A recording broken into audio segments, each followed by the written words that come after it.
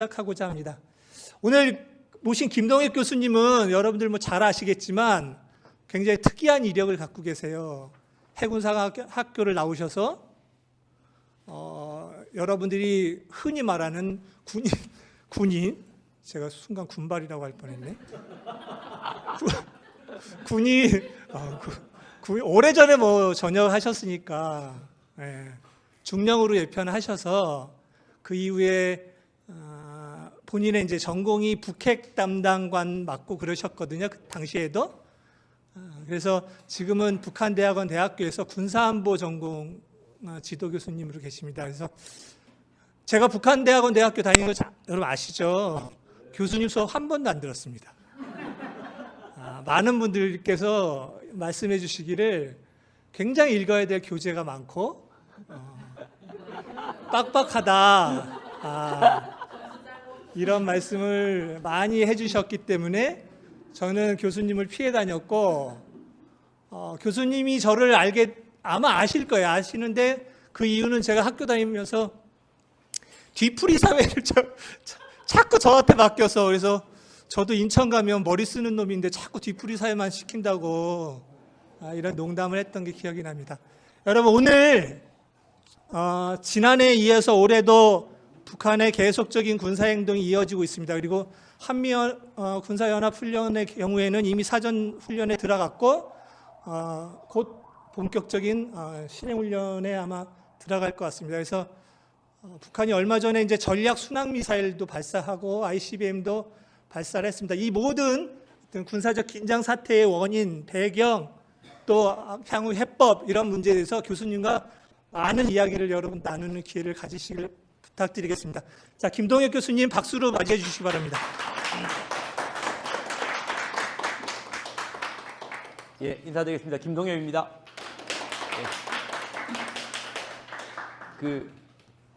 제가 많이 움직이는 스타일이거든요. 네, 계속 따라다니실 수, 막 저 뒤까지 막 그러는데 제가 하도 움직이니까 제발 좀 서 계세요. 여기 빨간 딱지 붙이고 막 묶어 놓으시려고 그러더라고요. 지난번에도 어디더라? 어디 서울에 무슨 구청 갔더니 제가 너무 움직이니까 딱 미리 그날을 갔더니 빨간 딱지 여기서 요만큼 움직이지 마세요. 딱 그러더라고요. 그래서 이제 말씀하셨지만 제 수업을 안 듣는 거예요. 제 별명이 악마이거든요. 악마 교수. 수업 시간에 막 돌아다니면서 막 학생들을 시키고 해서. 자, 오늘 시간이 많지 않습니다. 저한테 주어진 시간이 1시간 30분인데 뭐 질의응답 포함해 1시간 30분이더라고요. 그래서 제가 길지는 않습니다. 그래서 준비를 해왔는데 요점만 가급적 질문을 좀 많이 받아볼까 생각 중에 있습니다. PPT는 준비를 많이 해왔지만 저한테 몇 가지 질의사항 오늘 강의를 해주십사 하는 걸 한 4-5가지 보내주셨는데요. 그걸 위주로 해서 이야기를 드리겠습니다. 뭐 벌써 3월이지 않습니까? 3월도 벌써 중순으로 넘어가고 있는 입장에서 이제 와서 이제 2023년 한반도 정세 전망을 한다는 것은 좀 그렇고요. 벌써 뭐 물 건너갔습니다. 봄이 오고 있는데 우리한테는 아직 봄이 못 오고 있죠. 2018년에 봄이 오고 난 다음에 아직 봄이 안 오고 있는 것 같습니다. 왜 2018년에 평화로운 봄이 왔는데 왜 못 오고 있을까요? 왜 못 오고 있을까요? 이번 정부 때문에 그럴까요? 저는 그렇게 생각하지 않습니다. 2018년 이후에 지금 이번에도 한반도 군사위기와 평화가 부재되고 있는데요. 이 책임이 온전히 우리가 작년에 선거를 잘못해서 뭐 정권이 넘어가서 그럴까요? 저는 그렇게 생각하지 않아요. 그렇지 않습니다. 서로 책임을 피할 필요는 없죠. 그러니까 물론 북이 지금 군사적 위기라고 하는 이 상황이 벌어지고 있어요. 벌어지고 있지 않습니까? 이 위기가 정권이 바뀌어서 생긴 위기일까요? 물론 그렇습니다. 물론 에스컬레이션 돼 갔죠. 그러나 평화 부재와 군사 위기는 이미 문재인 정부 이전에 있었어요. 2018년부터 2019년부터 2020년 똑같았습니다. 지난 정부 사람들은 뭐 여기 있는 분들은 인정 안 하셔도 좋습니다만은 저는 분명히 이야기하지만 지금의 평화의 부재는 윤석열 정부가 만들어 놓은 게 아니라 지난 정부가 만들어 놓은 거예요. 만들어 놓은 겁니다. 근데 인정 안 하죠. 인정 안 하죠. 그게 시작이에요, 사실은요. 예, 시작입니다. 85%가 촛불을 들고 준 엄청난 기회를 우리 못 살렸잖아요. 살렸습니까? 못 살렸잖아요. 예, 그거 살렸으면 우리가 지금 이렇게 됐습니까? 그렇지 않다고 보거든요. 이제 와서. 예, 저는 그렇게 봅니다. 예, 이 위기는 절대 또 북이 지금 소위 뒤돌아 앉은 이유가 윤석열 정부 때문에 뒤돌아 앉았다고 생각하세요? 그렇지 않습니다. 이미 뒤돌아 앉은 건 지난 정부 때 이미 뒤돌아 앉았어요. 예. 근데 뒤돌아 앉았는데도 불구하고 지난 정부는 뒤돌아 앉은 북이 뒤돌아 앉았는 것다고 사실 몰랐으니까 알았어요. 근데 뒤돌아 안 앉았다고 계속 막 난리 지겼죠. 그 뒤돌아 앉은 걸 인정하고 돌리려고 노력을 해야 되는데. 네, 해야 되는데. 저는 그 이야기를 해주고 싶어요. 본질을 알아야만 이 문제를 해결할 수 있습니다. 지금은 왜 그러냐면 이번 정부가 잘못하고 있고 이번 정부 때문에 이 한반도 위기가 왔고 평화의 부재가 왔다. 그렇게 시작을 하면 저는 잘못됐다고 봐요. 잘못됐다고 봅니다. 이 정부는 더 심화시키고 이제 정말 상황이 벌어지게 위기가 아니라 실질적인 군사적인 충돌이 가능성으로 가죠. 그러니까 2023년을 하나로 예를 한반도 정세를 한마디로 이야기하면 저는 어쩌면 우리 정전협정 원래 70주년이잖아요. 정전협정 이후에 70년이라는 세월 중에 우리가 감당해야 돼. 우리가 지금까지 느껴봤던 최고의 공포스러운 시기가 올해 올 수도 있다는 저는 위기감을 느낍니다. 정말입니다. 그 정도로 저는 두렵습니다. 솔직히. 그게 무슨 정말 전면전 그거 아니에요. 그게 아닙니다. 이번 한 해를 우리가 어떻게 보내느냐에 대해서 정말 영원히 남남으로 살 수도 있구나 하는 생각. 그 두려움이에요. 뭐 군사적으로 많은 사람이 죽고 이런 것도 있지만 어쩌면 마지막 기회일 수도 있다는 생각을 합니다. 자, 그렇게 하기 위해서 저는 몇 가지를 이해를 해야 된다고 생각을 해요. 지금 돌아가고 있는 상황들을 일단 이해를 해야 된다고 생각을 하고요. 왜 그럴까라는 거죠. 지금 왜 이럴까? 근데 이 왜 이럴까라는 질문을 두 쪽한테 다 던져보는 겁니다. 북한테도 던져보고요. 윤석열 정부한테도 던져봅니다. 예를 들면 어제 뭐가 있었습니까? 지금 난리죠. 오늘도 제가 사실 아침 여러분들한테 잘 보이려고 이렇게 예쁘게 양복 입고 온 건 오늘도 진짜 자유롭게 저 지방에 오면요. 저도 자유롭게 입고 오는데 오늘 좀 이렇게 부담스럽게 빼 입고 온 가장 큰 게 제가 오늘 오전에 국회에 좀 들어가서 일을 보고 이제 있다가 와서 국회 일을 보는데 오늘 국회 시끄럽더라고요. 막 국회 본청부터 전부 뭐 하고 이제 뭐 합니까? 강제징용. 난립니다, 난립니다. 여러분들도 뭐 관심이 있으실 거고 뭐 관련도 있으실 거고 그거에 대해서 또 행동을 보이시는 분도 또 있을 것이고 또 내일 어디도 나가셔야 될 분도 있으실 거고 이게 지금의 상황하고 지금의 우리가 오늘 한 주제하고 무관할까요? 절대 무관하지 않습니다. 제가 오늘 이제 사실 민주당 뭐 뉴스에도 나왔을 것 같은데 이제 이재명 당대표하고 이제 민주당 대책위 제가 이제 자문위원장 보니까 갔었는데요. 가서 이제 했는데 다들 막 그런 소리 하는 겁니다. 뭐라 하냐면 이 강제징용 해법에 대해서 뭐 경소의 국치가 어떻느니 친일파가 어떻느니 이제 그러니까 이 그림 이제 이 결정에 대해서 계속적으로 이제 이야기합니다. 물론 그거에 대해서 제가 부정하는 게 아니라 맞습니다.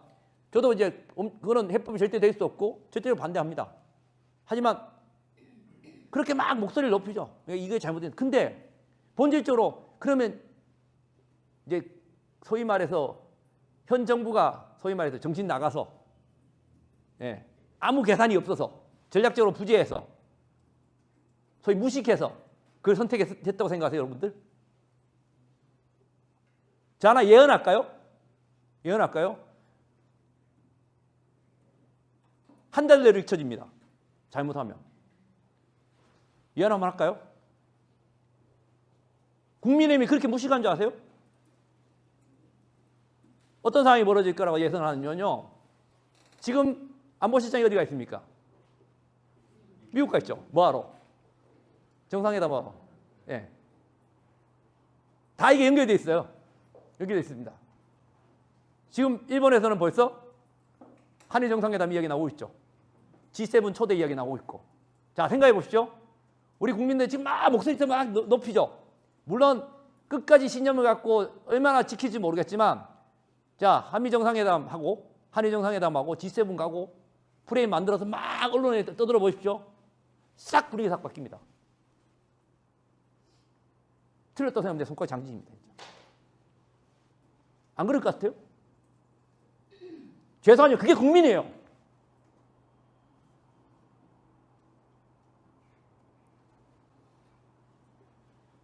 그걸 알아요, 걔들은.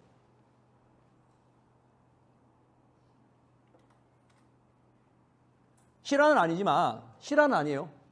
미실이라는 드라마 아시죠? 아시죠? 고현정 씨가 미실을 했죠. 예, 선덕여왕 때 실존의 역사책엔 딱 한 줄 나온다고 이야기하는 사람입니다. 실존했지만 뭐 어쨌든 그 미실을 들어보면 고현정이가 이제 권력을 잡죠. 그 권력을 잡고 막 휘두르면서 주변에 누가 딱 이야기를 합니다. 소위 말해서 백성들 이야기를 딱 합니다. 아, 그렇게 막 전행을 휘두르고 막 소위 악행을 하는 사람, 이 고현정에 대해서 밑에서 딱 백성 이야기를 딱 합니다. 그 고현정이가 뭐라 그러는지 압니까? 씩 웃으면서 백성은 무식해. 백성은 무식해. 딱 이야기합니다. 가슴이 무지무지 아픕니다. 여러분, 이런 말 저는 쉽게 하기 좀 쉽지 않습니다. 사실요. 예. 제가 왜 이 자리에서 이야기하느냐? 잊어질 거예요.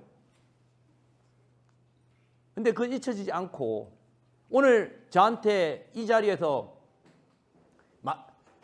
질문에 저한테 했던 한 4-5가지 질문과 강의 내용 중에 마지막 질문이 이거였어요. 우리는 무엇을 해야 하는가? 그래서 제가 마지막 여러분들이 저한테 원했던 5가지 질문 중에 보내줬던 질문 중에 마지막 질문은 제가 그냥 일부러 적었어요. 과연 무엇을 해야 됩니까? 라는 질문. 잘 모르겠습니다. 그런데 제 생각은 그렇습니다. 지금 그 답이 아니라 제 생각을 이야기하고 드리고 있습니다. 예. 진짜 우리 스스로가 바뀌지 않으면 권력이 우리 겁 안 냅니다.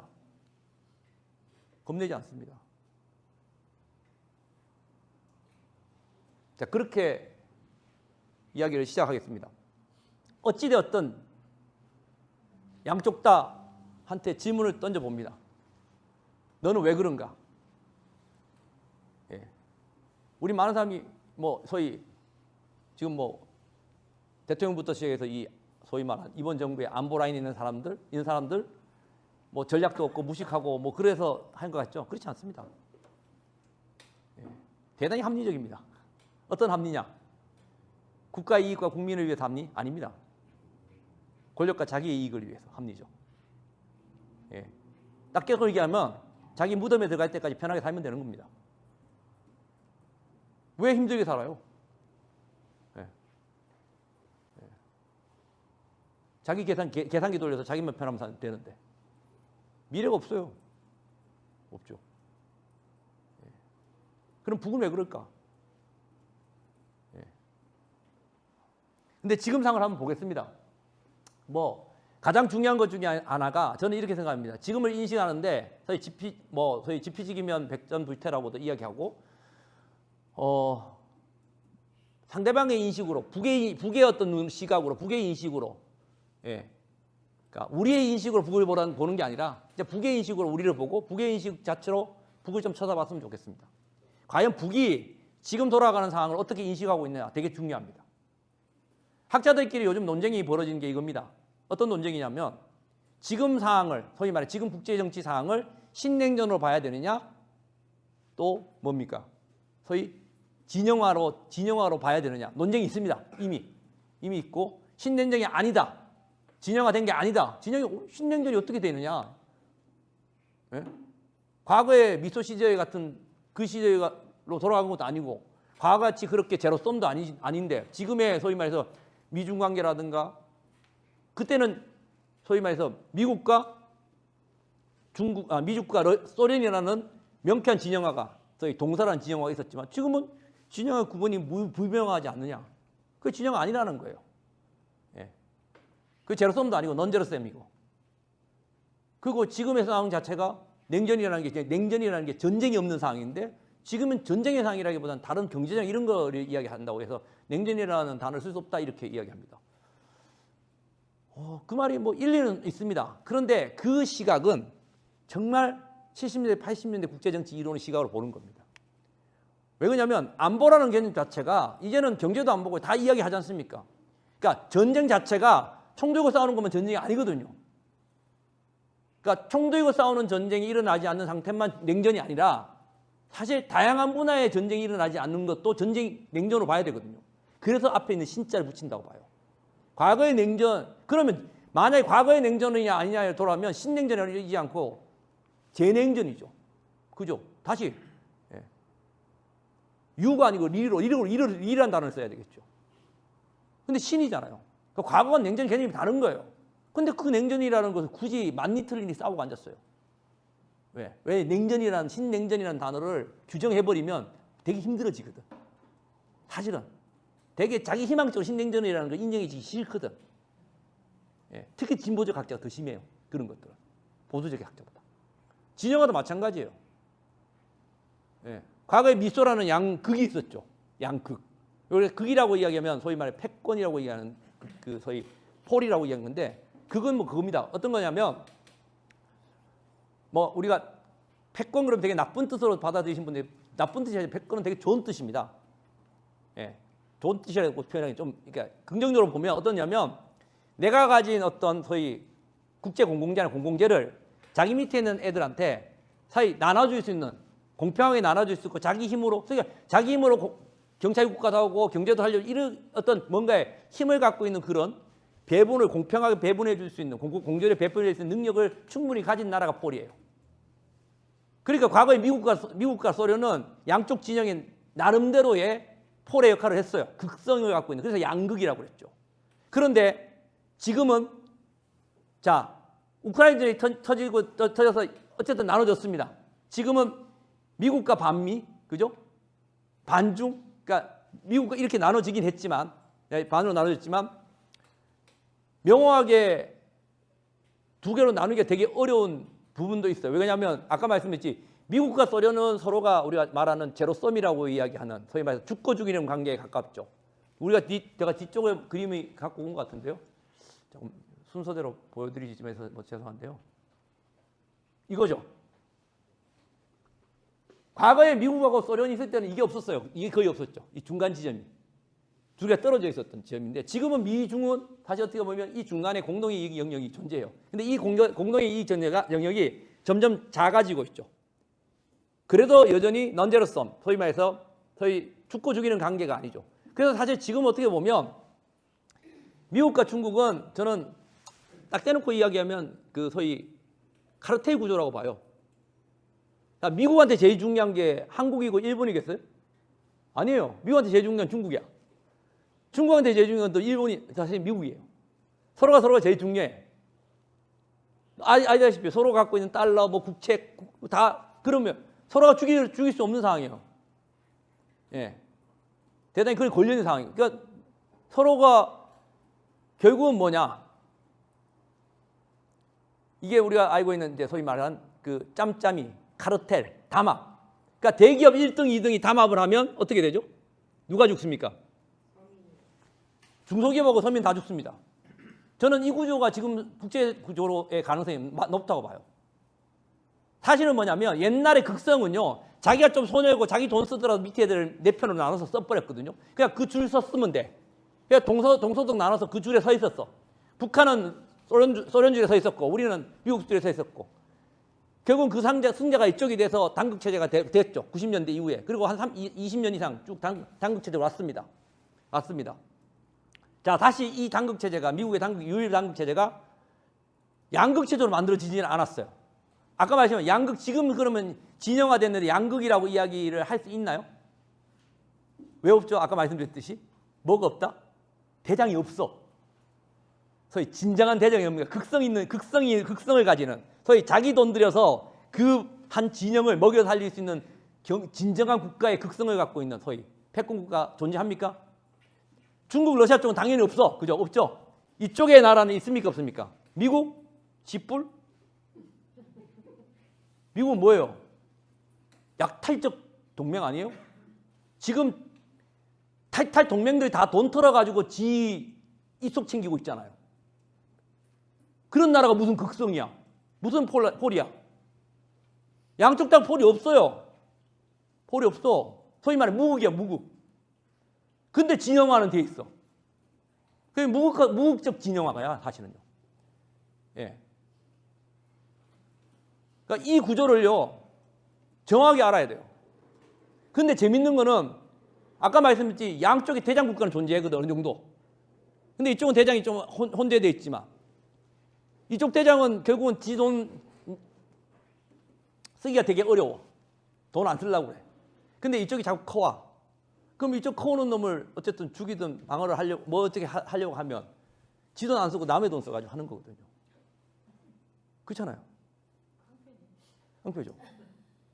그러니까 예를 들면 이런 거잖아요. 요즘 이제 여러분들 뭐 뉴스에 원체 자세히 잘 나오니까 다들 아시잖아요.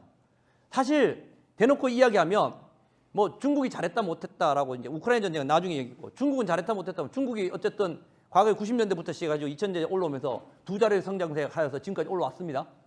자, 그 올라온 게 중국이 뭐 국제사회 물론 뭐 여러 가지 국제사회에서 세계 공장 국가가 됐잖아요. 근데 걔들이 무슨 뭐 되게 삥땅 치고 그래서 됐나요? 아니잖아요. 중국이 돈 번 건 어떻게 돈 벌었어요? 지금의 국가인데 미국이 만들어 놓은 공급망과 미국이 만들어 놓은 경제 룰 속에서 본인이 돈을 번 거잖아요. 사실은 1950년대 45년 이후에 오일머니부터 시작해서 계속 왔던 미국이 소위 그러니까 미국이 패권 국가로서 역할을 했던 거는 자기가 계속 돈 쓴 만큼 자기들 밑에서 돈이 들어왔잖아요. 오일머니부터 시작해서. 그죠? 그러니까 인프가 오버식이 맞아 떨어졌어요. 그래서 나중에 그리고 80년대 독일과 일본이 한번 덤벼들었지만 워싱턴 컨센서스로 날려버리고 어쨌든 본인들이 그래도 소위 패권의 약화가 속도가 대단히 적었죠. 그런데 90년도에 당극이 체제가 됐어요. 무슨 뜻이냐? 전 세계가 200개국이라 칩자 그냥 200개국인데 옛날에 동서로 나눠지면 100개 100개씩 나눠가지고 나는 100개 미국은 100개 국가만 잘 챙겨주면 돼. 그러니까 100개국한테 이제 돈을 쓸 때야. 자 혼자 되니까 200개국한테 써야 돼. 이해되세요? 근데 200개국한테 돈 쓸 수가 없지. 그러니까 200개국에 다 돈 안 쓴 거야. 그 중에서 어떤 나라들한테 썼죠? 지하전 잘 나오는 같은 스탄 국가 중에서도 땅덩어리 크고 인구 많은 거 아니까 지하전 많은 국가들 이런 나라들만 선별적으로 그러니까 그런 걸 우리가 패권 은총 국가라고 이야기해요. 예. 그러니까 과거엔 동국권에 있었는데 그러니까 동서로 나눠진 동쪽 그러니까 소련 쪽에 있었던 국가 중에서도 은총을 받아서 이쪽의 영역으로 받아들인 국가들 그 다음에 동국권에 빨리 나토에 가입한 국가들 이런 국가들 거기에 미사일, 소위 이제 우리가 말한 사드가 그건데요. MD 체제를 집어넣었던 국가들. 이런 나라들은 이제 챙겨주는 거지. 근데 그렇지 못한 국가들은 뭐야? 예. 패권 소유 국가들. 그래서 소위 깡패 국가들 만들어서 이제 내치기. 그러면 200개국 중에서 선별적으로 자기한테 돈 되는 국가들만 나와서 한 130개, 130개 국가 나오고 나머지는 폐기, 그러니까 이 나라들이 이제 소위 말한 소위 그 테러 국가들 비슷하게 되는 거죠, 사실. 그런데 그럼에도 불구하고 이 영역에서 이제 중국이 올라오면서 야기는 옛날보다 일단 덩어리가 커졌으니까 소위 지출이 많아졌죠.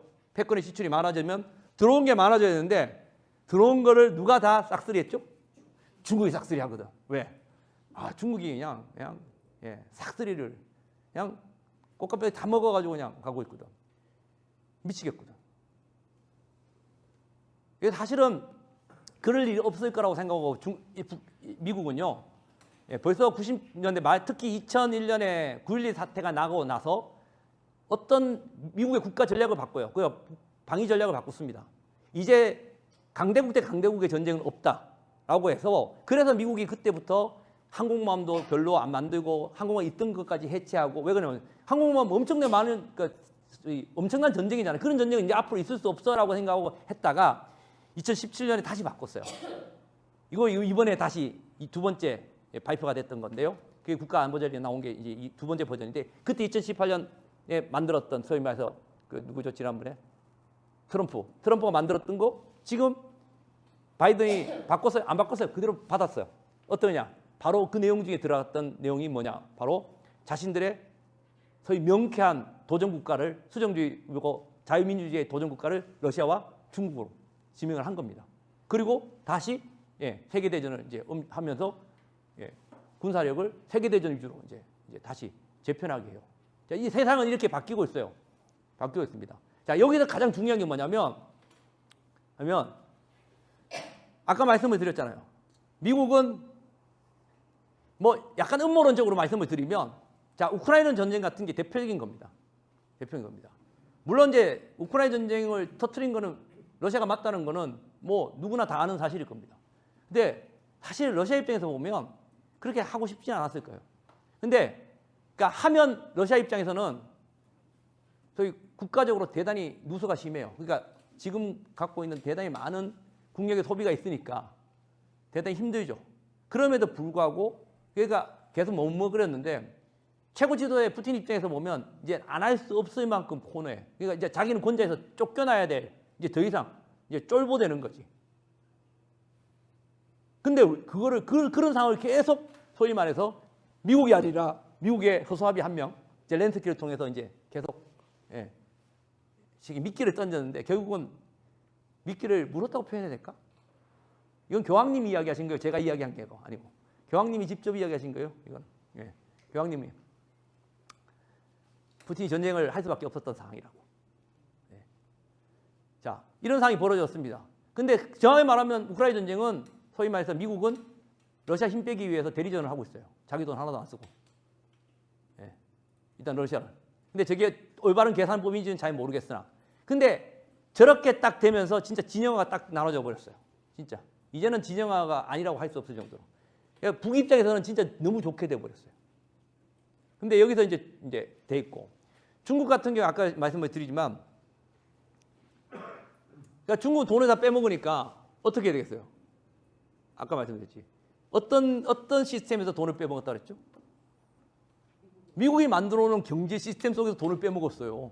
소위 뭐 4G, 5G 이런 거잖아요. 우리가 제일 중요하다고 생각하는 게 뭔지 아세요, 혹시? 여러분들 우리나라도 그렇고 옛날에 이제 북도 그렇고 그러니까 나라를 과거에 만들면 우리가 군대를 만들잖아요. 우리나라도 그렇고 북도 그렇고 그 군대 시초가 뭔지 아세요? 철도국이에요. 철도국. 철도보호국. 철도경찰. 그러니까 옛날에는 철도가 제일 중요했어요. 그러니까 이제 그게 우리가 북도 마찬가지고 우리도 마찬가지고 이게 철도 보안국이 군대가 되는 거거든요, 사실요. 그만큼 철도가 중요합니다. 왜 이야기를 하냐면 자, 도시가 발전을 하는데 가장 중요한 그거는 뭐냐면 철도였어요. 옛날에 여러분들 진주라는 도시와 대전이라는 도시가 중에서 대전이라는 도시가 있었나요? 사실 대전이라는 도시는 진주보다 못한 도시였어요. 근데 갑자기 대전이 엄청 떴죠. 왜 떴는지 아십니까? 경부고속도가 대전을 지나가면서 원래 그림은 어디로 지나가게 돼 있었죠? 원래 최초 계획은 전주로 지나가게 돼 있었습니다. 근데 전주를 왜 못 지나갔을까? 전주의 유림들께서 어디 감히 이 양반 땅에 철도를 그래갖고 못 지나고 대전을 한밭으로 지나갔어요. 덕분에 한밭은 대도시가 됐죠. 왜? 그냥 지나가는 도시가 아니라 우리가 통상 이야기하는 게 뭡니까? 플랫폼. 단어 넣으시죠. 플랫폼. 되게 중요한 단어입니다. 허브거든요. 모든 물류가 그냥 지나가는 통과가 아니라 물류가 모이는 지역입니다. 왜냐하면 중앙선 같은 경우는 영주, 안동 그런 지점이에요. 그게 바로 플랫폼이거든요. 모든 것들이 그냥 지나가는 게 아니라 한번 멈췄다 가거나 이런 것이죠. 그러니까 서울 같은 게 서울 국제공항, 인천국제공항 이렇게 허브죠. 마찬가지. 과거에 이제 이런 것들이 되게 중요한데 지금은 이제 소위 말해서 과거에는 교통의 허브라고 이야기하는데 지금은 여러분들 소위 플랫폼이라는 단어를 딱 생각하면 뭐부터 딱 떠오릅니까? 예? 컴퓨터, IT, 예, 부터 떠오르시잖아요. 대표님 플랫폼이 뭡니까? 소위 뭐 있잖아요. 야후, 네이버 다 이런 거예요. 여러분들 겁나지 않으세요? 검색 한번 해보세요. 오늘 허리가 아파가지고 허리에 좋은 음식 한번 쳐보세요. 네이버에나 야후에, 뭐 구글에 어떻게 되나? 그 다음부터 자기 SNS에 어떻게 하는지 쫙 뜨잖아요. 이거 무서워요. 그러니까 이제 앞으로의 소위 말해서 우리가 말하는 플랫폼은 바로 이거거든요. 누가 이 플랫폼을 장악하느냐가 소위 말한 뭐 경제, 안보 모든 것의 핵심이에요. 바로 이게 전쟁이거든요. 근데 솔직히 딱 깨놓고 얘기해서 4G, 5G까지 게임은요. 누가 이겼느냐? 중국이 이겼어요. 게임 끝났어요. 이미. 미국이 가만히 있겠어요? 그러니까 이제 나온 게 화웨이부터 시작해서 이제 다 날리는 거죠. 그러면서 어떻게 합니까? 이제 자유와 민주라는 가치를 넣어서 이제 어떠죠? 그래서 나온 말이 뭡니까? 새로운 공급망. 왜 새로운 공급망? 옛날에 공급망은 뭡니까? 지들이 만들어 놓은 공급망이야. 그거 다 그냥 없애버리고 새로운 공급망. 얘는 중국 들어오지 마 이거거든요. 이 개념이거든요. 이제 중국 돈 못 벌게 만들어. 이제 이 틀에 들어가는 순간 이제 장난이 아닌 상태가 되는 거죠. 우리가. 안 되는 장난이 아닌 상태죠. 뭐 삼성 망한다고 봐야 될 거예요. 오늘 아침에 뉴스도 보셨잖아요. 우리나라 반도체 36개월인가요? 만에 최고의 재고량? 예, 재고량? 딱 망하기 직전일 거예요. 예. 중국에서는 우리나라의 삼성 반도체가 현대까지 포함해가지고 홍콩으로까지 해서 기어 들어가는 것까지 포함한 60%가 중국으로 들어갑니다. 근데 그게 못 들어가요. 왜? 지금 못 들어가게 막아놨잖아요. 예. 작년 윤석열이 가서 작년 5월 하고 다 해놨잖아요. 예. 근데 재밌는 거는 자기 못 들어가게, 우리 못 들어가게 해놓고 그 자리에 누가 들어간다? 미국 기업이 들어가서 돈 빼먹고 있거든. 미쳐버리는 거지. 예. 미쳐버리는 거지. 지금 돌아간 지는 그렇게 하고 있어요. 제가 이제 뭐 북한 이야기 하면서 이제 계속 그런 복잡한 이야기 하는데, 자, 그러면 이런 상황에서 아까 말씀드렸듯이 북은 지금 이런 상황을 어떻게 인식하고 있을까라는 거예요. 예, 북은 이런 상황을. 북은 명확하게 이제 얼마 전부터 그렇고 이번 전원회의 때도 뭐라고 표현했냐? 신냉전, 진영화라는 단어를 쓰고 있어요. 북은 명확하게. 근데 이 신냉전과 진영화라는 단어를 쓰면서 저는 북은 진짜 속으로 웃고 있다고 생각해요. 요즘 언론에 뭐 북한이 식량난, 뭐 별의별 이야기 다 쓰는데요. 저는 개인적으로 북한 식량난이 없는 건 아니지만 과거와 그닥 다르지 않다고 생각해요. 막 지금 뭐 언론에 나오잖아요. 뭐 북한에 기아가 생겼느니 과연 그럴까? 그 이야기가 어제 한두 번 나온 것도 아니고 막 또 호들갑 떨잖아요. 북한 미사일 쏘면 그 미사일 쏘는 대로 식량 만들면 안 굶어준대. 다시 어떻게 보면 북한 악마의 하나의 대표적인 프레임이거든요. 그거 다 쏘가 넘어가고 있는 거라고 저는 봐요. 솔직히. 북한의 제재, 식량난. 제가 이제 딱 깨놓고 이제 2019년에 북한에 지금 김현철 장관님, 죄송합니다. 김현철 장관님. 김현철 장관님 그 통일부 장관 할 때 여러분 기억나시지만 2019년에 그 북한에 또 뭐죠? 고난의 행군 시대에 돌아갔다, 막 식량난 났다, 호들갑을 떨었습니다. 세계 식량기구에서 난리가 났었어요. 식량 줘야 된다, 뭐 난리 났었죠. 또 그래가지고 또 우리 통일부도 그때 왜냐면 또 저 하노이 깨지고 난 다음에 이제 돌파구를 만들어야 되니까 또 식량 줘야 된다. 그러니까 우리가 북한하고 직접 초청한 것도 아니에요. 우리 식량기구, 저 해외 식량 세계 식량기구가 그냥 식량 부족하다고 한 거 믿고 그냥 해야 된다고 난리에 지긴 거예요. 그래서 이제 제가 그 통일부 그거 위원이어서 가서 최종 그거 결정하는 회의에 참가를 하는데 저 반대했어요. 나쁜 놈이죠. 북한 배고파 죽겠다는데 식량 주지 말자 그랬으니까 나쁜 놈이죠.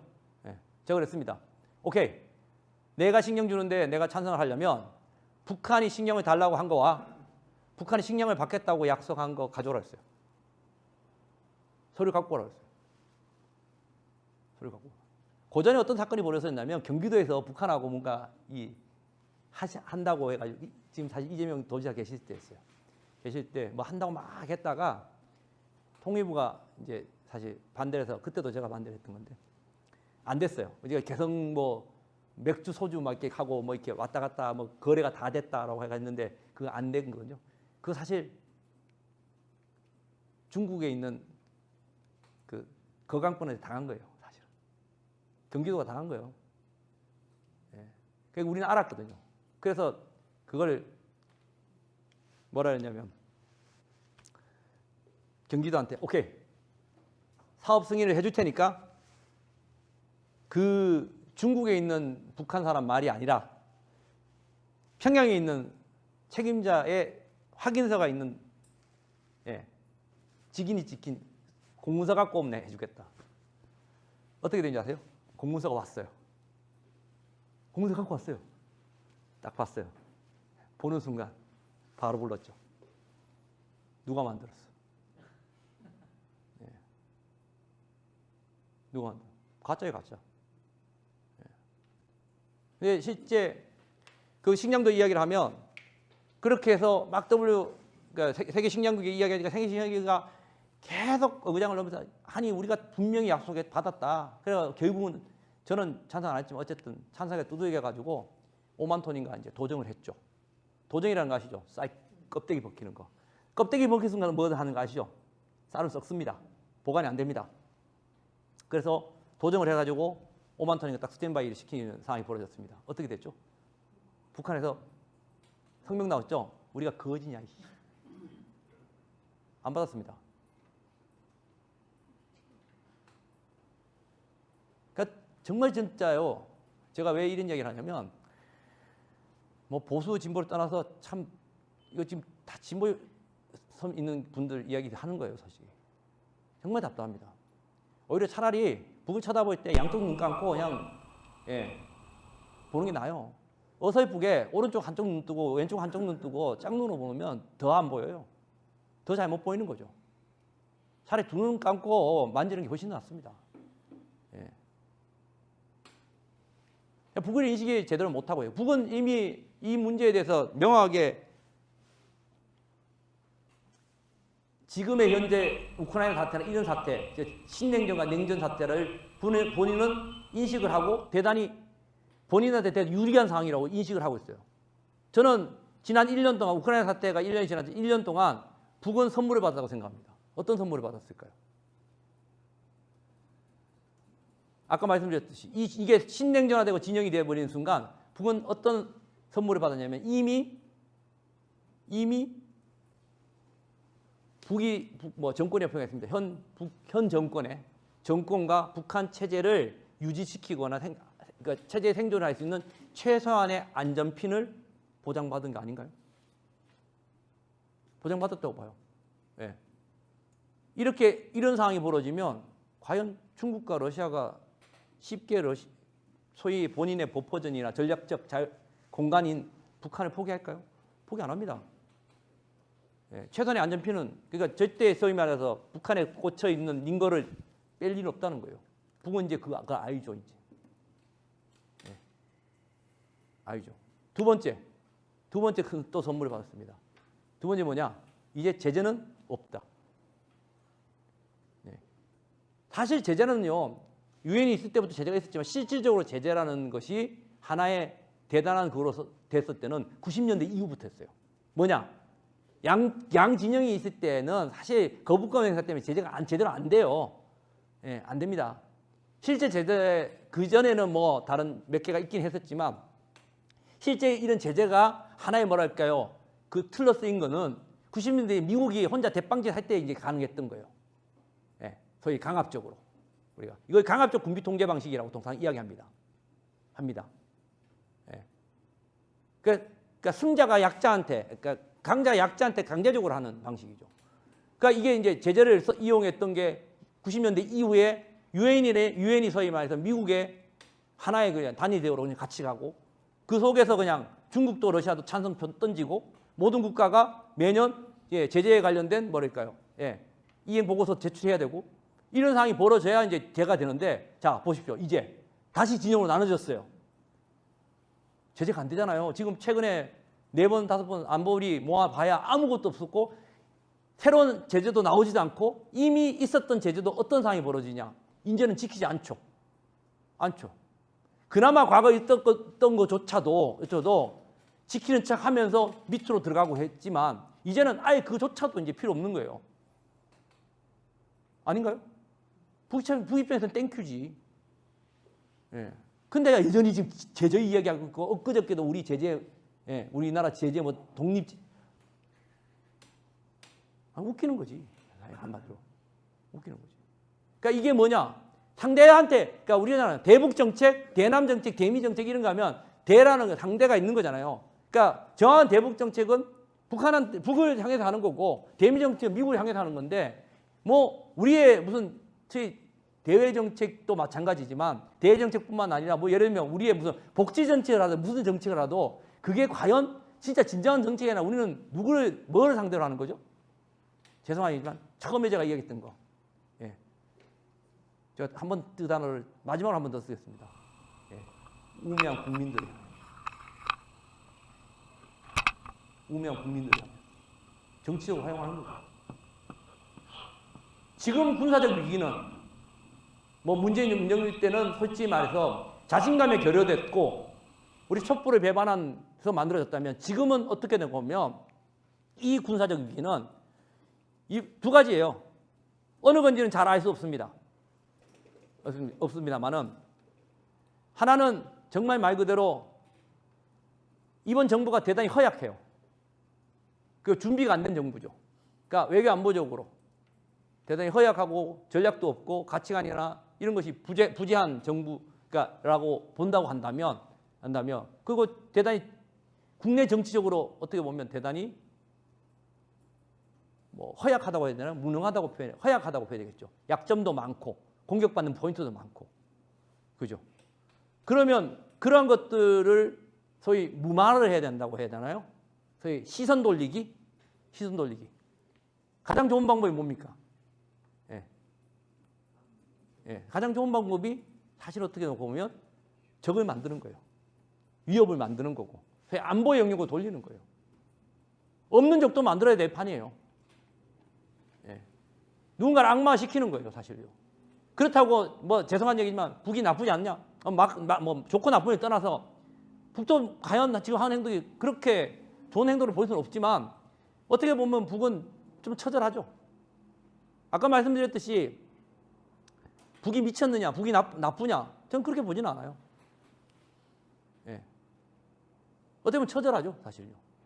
근데 우리는 사실 어떻게 보면 북의 행동 자체를 이유가 없어요.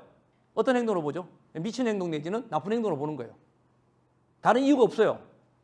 쟤들이 왜 저러고 왜 저런 행동을 하고 왜 저런 결정을 하고 왜 저런 의사결정을 하고 쟤들이 왜 핵실험을 하느냐 필요가 없어. 이유가 없어.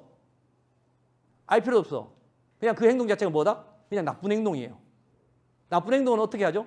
나쁜 거라고 결정 나면 어떻게 됩니까? 여러분들 여기 학교 선생님도 계시겠어요. 나쁜 행동은 처벌이 따르는 거죠.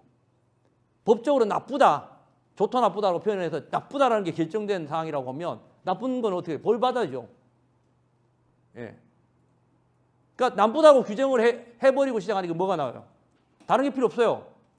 군사적 대응만 있는 거예요. 가장 쉬운 방법이에요. 가장 쉬운 방법. 어쩌면 위정자가 안락 의자에 앉아서 할 수 있는 가장 쉬운 방법이 군사적 대응이에요. 그걸 하는 겁니다. 본인은 허약하고 정치적으로도 나약하고 정치적으로 약점이 많고 그걸 시선 돌릴 수 있는 방법은 적을 만들어서 안보적인 대응을 해가지고 소위 말해서 국민들한테 와 거기 지금 다 따라오고 많은 사람이 따라오고 계시잖아요. 안 할 수도 없고. 근데 북 입장에서 그러면 모르나? 아니 근데 그럼 북이 좀 참아주시지. 못 참아요. 지가 망하는데. 북은 가만히 있으면 가만떼기 되는데. 옛날 같이 정보가 이렇게 막혀 있으면 괜찮지만요. 여러분들 얼마 전에 북이 화성 15형 발사하고 17형 발사했어요. 발사했는데 그 다음 날 뭐 소위 그 전문가라는 사람들이 나오고 국방부에 나와서 뭐라 그랬습니까? 실패했다. 그죠? 그 가짜다 막 그러잖아요. 그러니까 어떻게 됐어요? 김여정 딱 나타나서 조목조목 뭐죠? 조목조목 실제 거기는 실명을 지목하지는 않았지만 거기 전문가 2사람 지목했고 뭐 거기는 국방부 완전히 박살냈잖아요. 예? 알지도 못하는 것들이 했잖아요. 거기 또 전문가 2분한테 또 한 분은 저하고 절친이신데 저 이름 모르겠어요? 아직 저는 제 이름은 아직 검증되지는 않았었는데 한 번도 그게 가끔 그랬는데 이번에 어쨌든 뭐 있잖아요. 뭐 북한이 화성 15형을 쏘는데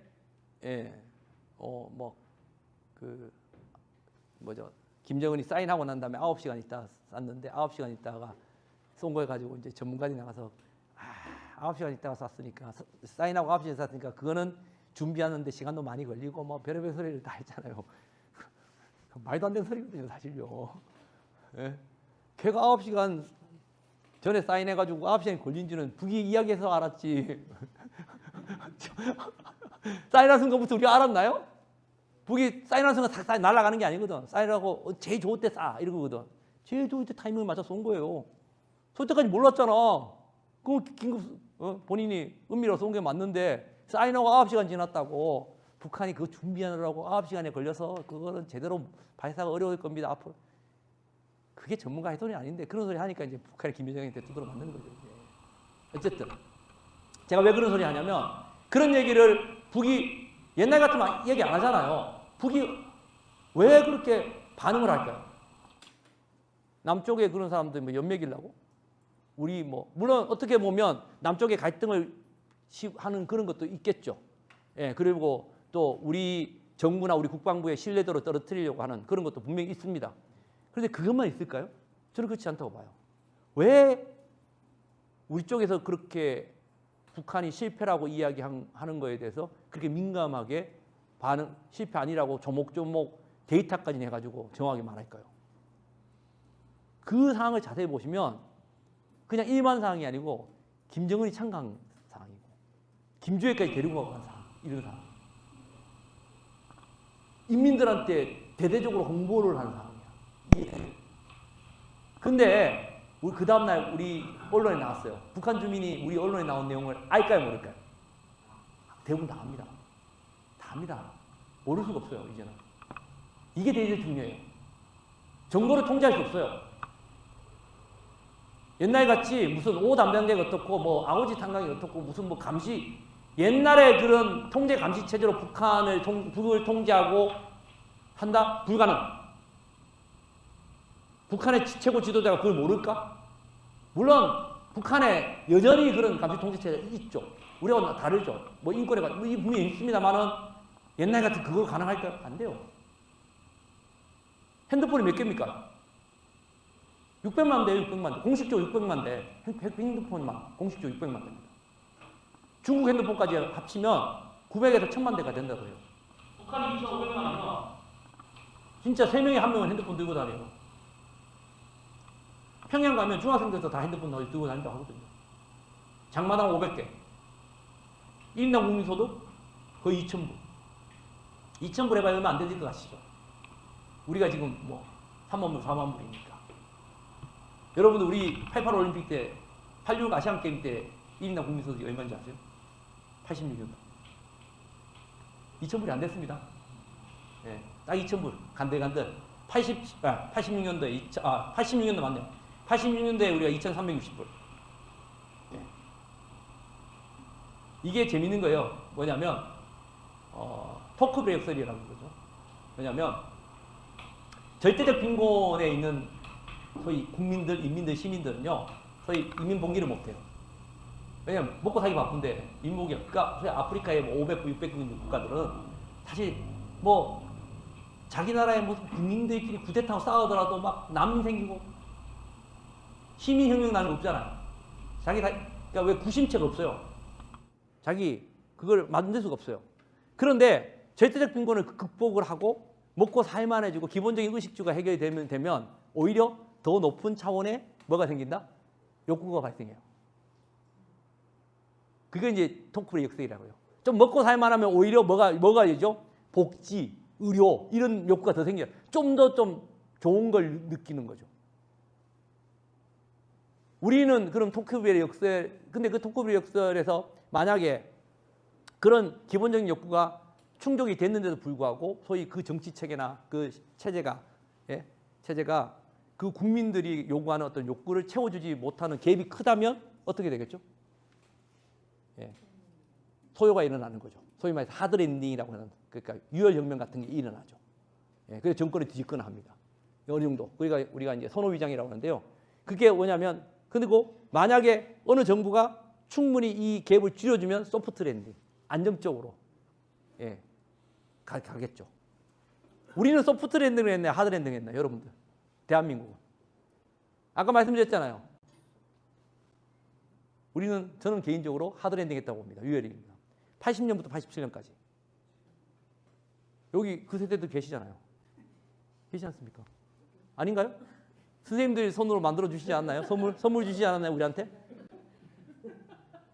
소위 말 그대로 60년, 70년대 정말 힘들게 경제적인 발전을 하고 전후복구의 경제적 발전을 했고 그때가 우리가 1000불 넘었거든요.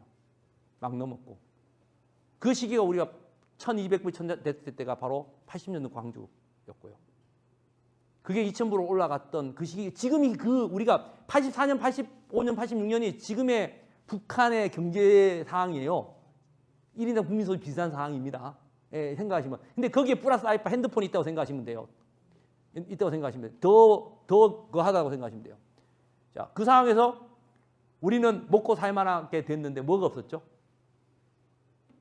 무슨 욕구가 있었죠? 바로 민주. 우리도 민주라는 욕구가 없었던 거죠.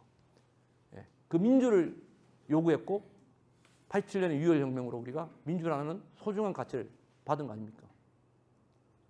자, 이게 우리나라가 아니라 전 세계사의 정치사에 비슷하게 흘러요. 이게 숫자로 따지면 1000불이 넘어서면 기본적 욕구가 해소되고요. 2000불이 지나면 바로 구심체가 생긴다고 합니다. 북이 지금 1800불에서 2000불이에요. 위험하죠? 위험하죠? 이게 바로 이거예요. 바로 이거예요. 이제 그걸 이제 그림으로 그리는 건데 과거 같으면 여기 그냥 있을 수 있어요. 여기 있으면 돼. 있으면 돼요.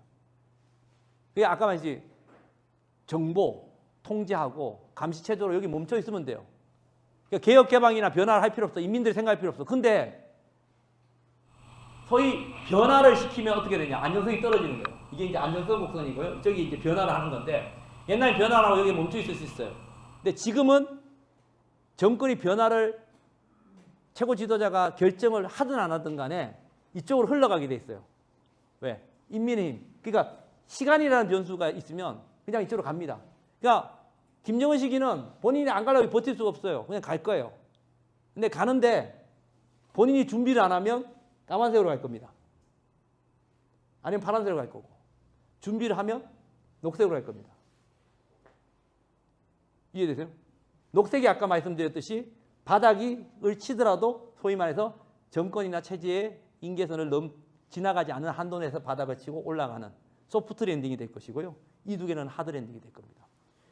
다시 올라간다고 해서 그러면 정권이 없어졌는데 착각하지 마세요.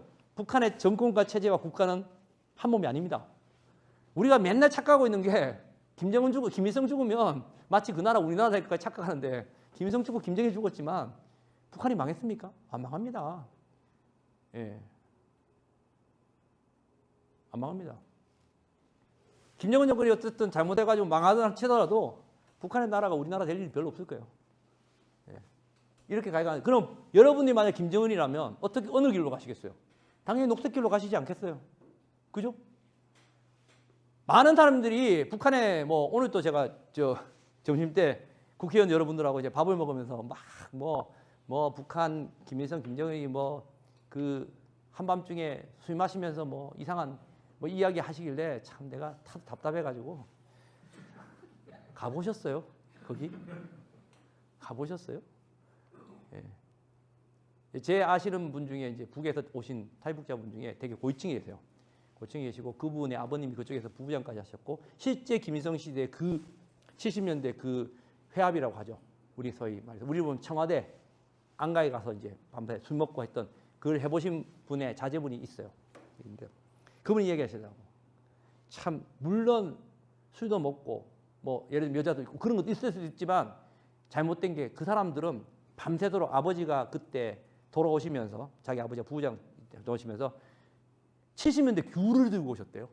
근데 그때 이야기 들어보면 뭐 10명에 10명이 밤새도록 보드카 50도짜리를 마시면서 밤새도록 소위 북한 전략 짜고 그랬다는 거예요. 그러니까 우리는 사실 분단이라는 트라우마, 분단이라는 이 갈등 속에서 서로가 서로를 악마시켰어야 돼. 그게 있어요. 근데 이제는 그럴 필요는 없잖아요. 근데 여전히 우리 그 짓을 하고 있거든요. 하고 있거든요. 참 안타까운 거예요, 사실. 못 이깁니다. 이기고 지고를 떠나서. 어쨌든 북은 아까 말씀드렸죠. 왜 이러고 있느냐? 저는 이 그림으로 설명이 된다고 봐요. 제가 사실 이 그림을 14년 전에 그렸어요. 15년 전에, 2007년에 그린 그림이에요, 이게 사실. 2007년에 그려서 이제 그 중간중간에 이제 이런 것이 생기면서 다시 끼웠는데요. 이 그림은 하나도 안 바뀌었어요. 예, 2007년에 그림. 저는 이걸로 북한을 바라보고 있는데 그대로 가고 있어요. 근데 어떻게 놓고 보면 북은 어찌되었든 여러분들 병진노선이라고 이야기 들어보셨잖아요. 병진노선이라는 게 소위 말해서 국방하고 경제가 두 개입니다. 근데 뭐 많은 사람들이 최근에 막 북한이 병진노선으로 돌아갔다 뭐 이야기하는데 저는 아니라고 봐요. 예, 아니라고 봅니다. 그냥 북은 병진노선을 2018년에 4월 달에 병진노선을 내려놓고 이제 결속했다고 하죠. 내려놓고 이제 끝내고 종결하고 새로운 전략노선, 경제 중심의 새로운 전략노선으로 가고 있습니다. 근데 우리는 계속 아니다. 병진노선 돌아갔다 막 이렇게 합니다. 병진노선 돌아가서 그냥 미사일 쏘고 있는 거라고 하는데 과거에 북한이 1962년도에 시작했던 병진노선은요. 병진노선이 아니에요. 정확히 말하면. 병진이라는 병진이라는 것은 가치가 같이 하는 거예요. 근데 생각을 해봅시다. 대한민국이 병진노선인가 아닌가요? 여러분들. 전 세계에서 병진노선 아닌 나라 찾아보세요. 한번 여러분 불러보세요. 한 3개 정도 찾을 수 있죠. 예, 아이슬란드. 군대 없잖아요. 그죠? 예, 그 다음에 뭐 리트켄슈타인, 스위스한테 했잖아. 그 다음에 어디죠? 바티칸시고.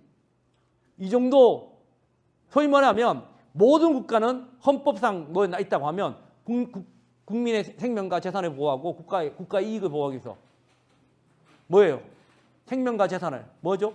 두 가지를 같이 하는 거예요. 경제와 안보라는 두 가지의 소위 말해 토끼를 다 잡는 거거든요. 소위 국민들의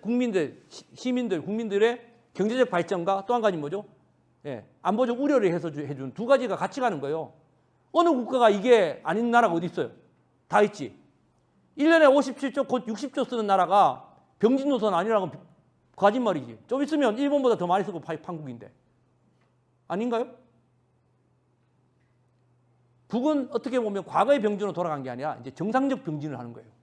다른 나라와 똑같이. 대단히 정상국가 길을 가고 있어요.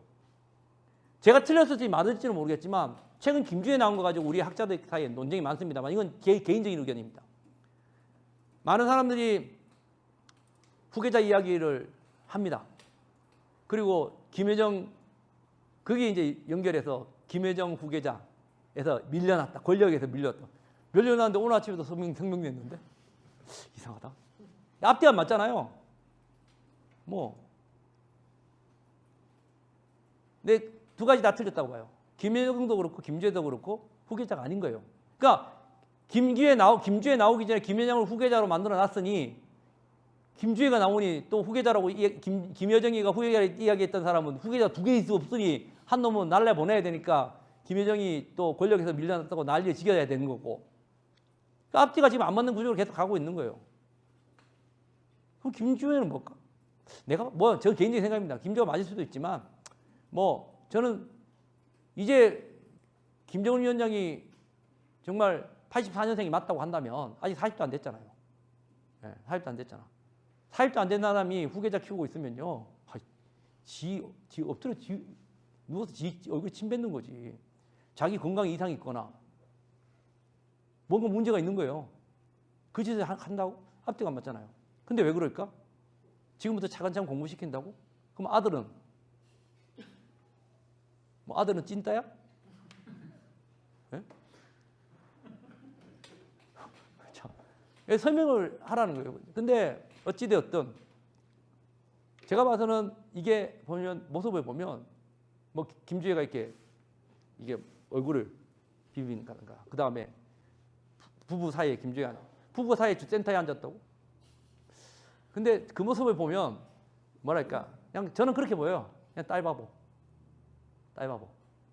예, 연출된 거긴 하지만 저는 그래서 그래도 그랬었습니다. 북한에 탁현민이가 있나? 씨.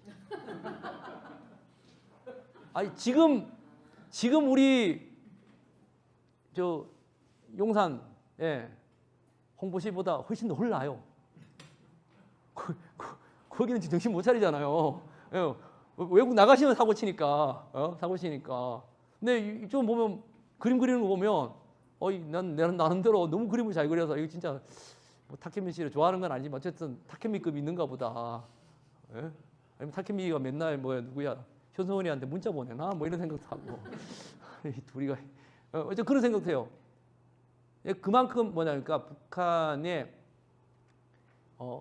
정상국가라는 표현 자체가 저는 썩 좋아하지 않습니다. 그럼 북한이 지금까지 정상국가 아니었느냐라는 표현을 해야 되기 때문에 근데 그런 의미가 아니라 대단히 국제사회에 사실 대표적으로 이제 북한의 지금 국가적 지위가 사실 옛날에 국방위원장이었는데 지금 국무위원장으로 바뀌었잖아요. 그러니까 국무위원장의 영어 명칭이 여러분들 뭔지 아세요? 공식 북한에 쓰는 명칭 혹시 아시죠? 원래는 아니었는데요. 뭐 체어하고 뭐 이렇게 했는데 지금 명칭이 뭔지 아세요? 프레지던트입니다. 프레지던트예요. 예. 북한 영문지 보세요. 프레지던트. 대통령이에요, 대통령. 그래서 누구죠? 여동생? 김여정. 김여정은 저는 안보실장이라고 봅니다. 안보실장이라고. 하는 씨는 딱 안보실장이에요. 그러니까 상식적으로 보면 보이거든요. 정신없어. 하나도 큰일 났네. 이거 언제 이럴 줄 알았어. 큰일 났네. 이야기할 거 진짜 10%도 돼서 죄송합니다. 어떡하죠? 네. 자,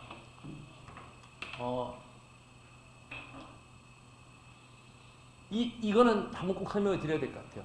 이제 오늘 이제 사실 북한 내용보다 아까 말씀드렸듯이 이제 우리가 어저께 그게 있었잖아요. 강제징용이 있었지 않습니까? 결국은 이 판을 이해를 해야 되거든요. 결국은 미국과 중국이 미래상 그 갖고 이 판에서 싸우는 겁니다. 사실 미국은 못 나오게 하려고 지금 인도태평양 전략에 이제 쿼드까지 해서 하고 있죠. 중국을 중심으로 쿼드 이제 미국이 있고요. 그 중간으로 이제 일본, 인도, 호주라는 이렇게 대학을 이제 포위망을 만들려고 하는데 이제 인도는 이탈했습니다. 사실 이제 쿼드는 무너졌습니다. 인도는 이탈했습니다. 그럼 이제 쿼드는 안 될 거고 이제 인도태평양 전략으로 가죠. 우리 한국판 인디까지 나왔죠. 지난번 프롬펜에서 나왔습니다.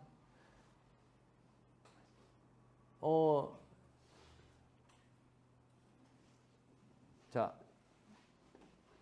지금 자세히 보시면 지금의 그림이 시작이에요.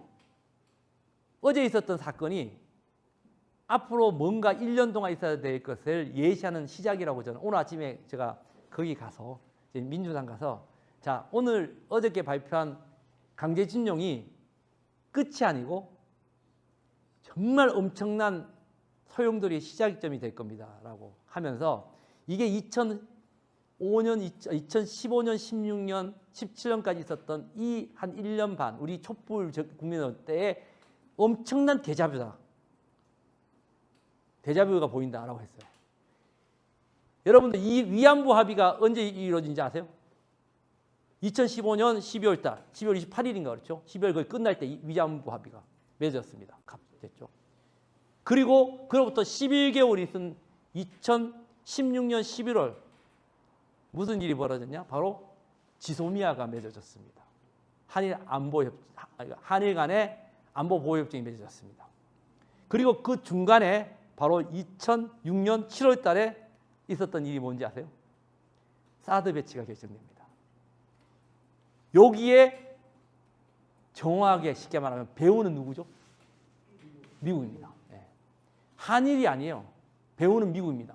근데 그 배우를 지휘했던 사람이 누군가요? 혹시 아세요?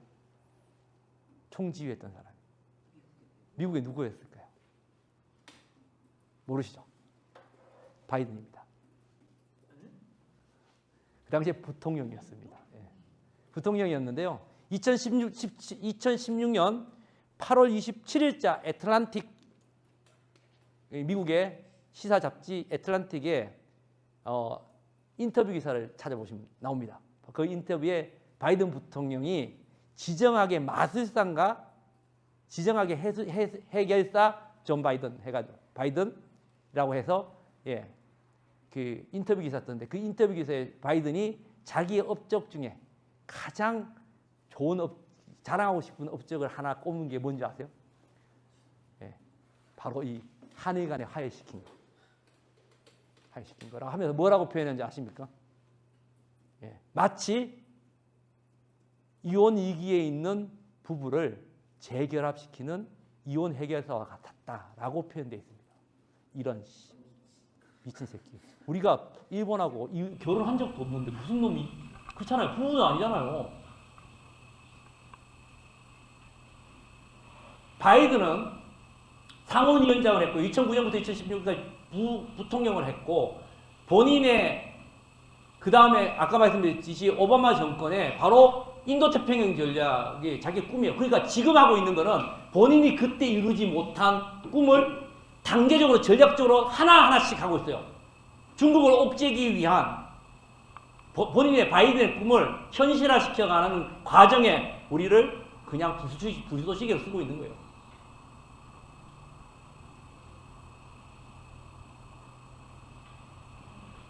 왜 위안부 협정을 왜 했겠어요? 위안부 협정을 한 거는 무슨 문제를 해결하는 거죠? 한일 간의 역사적 문제를 해결하는 거예요. 왜 역사적 문제를 해결해야 될까요? 역사적 문제를 해결해야 군사안보적 합의를 할 수 있어요. 이해되세요? 일본의 군국주의, 소위 일본의 군사화를 일본의 군대를 평화헌법을 합법화시켜서 정상화시키려고 하면 시켜줘도 되죠. 근데 가장 중요한 게 뭘까요? 주변국의 동의가 필요해요. 그 중에 누가, 중국은 당연히 안 하겠지. 대척이니까. 누구한테 해야 되죠? 대한민국이에요. 한국이에요. 근데 한국하고 해결해야 될 역사적 문제를 해결해야죠. 우선. 그래야 군사협력을, 그래야 한미일 군사협력이 되거든요. 근데 군사협력을 하기 위해서 일본하고 한국하고, 미국하고 일본하고는 동맹이죠. 벌써 정보보호협정 맺어놨죠. 정보협정 밑에 이제 악사라고 합니다. 옆에 있는 거 ACSA 이거 혹시 뭔지 아세요? 정보협정 말고 이건 뭐죠? 군수협정입니다. 군수협정입니다. 미국하고 일본은 벌써 다 해놨어요. 우리도 미국하고 다 해놨어요. 근데 한국하고 일본하고 안 하고 있는 거지. 근데 이걸 해야 이제 군사협력이 가능한데 이걸 하기 전에 그러니까 어쨌든 일본의 소위 말해서 군사를 풀어주고 이걸 같이 묶으려고 하면 결국 제일 먼저 뭘 해야 된다? 역사적 문제를 풀어야 돼. 그 시작점이 저거였어요. 위안부 합의였어요. 그리고 지선미에 풀었어요. 그리고 이걸 하나로 묶는 가장 큰 카테고리가 뭐죠? 쉽게 묶을 수 있는 거. 훈련하면 눈에 띄잖아. 가장 좋은 게 다시 MD야, MD. MD. MD를 엮으려면 갖다 놓으면 사드 갖다 놓으면 됩니다. 여러분들 사드 지금 성주에서도 싸우고 있지만 참 가슴 아파요. 이 사드 문제도 지난 정부 해결 못한 것 저는 답다고 생각하는데 결국 여러분들 사드 갖다 놓을 때 어떤 얘기겠습니까? 그리고 혹시 기억나세요? 2018년 11월 달 30일 날 3불 중국가 약속했던 거. 그게 뭐냐면 사드 MD에 참가 안 하겠다. 더 추가 배치하지 않겠다. 한미 군사협정 이 3불이에요. 이 세 가지 다 없어집니다.